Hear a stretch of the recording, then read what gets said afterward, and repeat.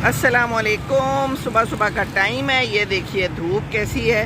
क्या टाइम है? 8 बजे हैं और मैं सुबह सुबह कहाँ पहुँच गई हूँ? Nursery Nowshera nursery. नौशहरा वालों देखिए, मैं नौशहरा नर्सरी पहुँच गई हूँ।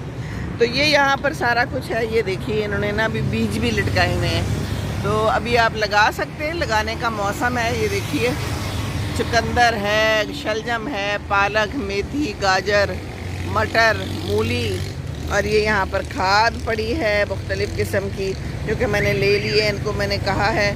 बाकी यहाँ इनके पास गमले बड़े खूबसूरत हैं। ये देखिए हमारे पाकिस्तान के बने हुए कितने प्यारे होते हैं ना, कारीगरों ने बनाए हैं। तो ये देखिए यहाँ पर क्या है ये सारा सामान आपको दिखाऊं यहाँ से। खूबसूरत है ना।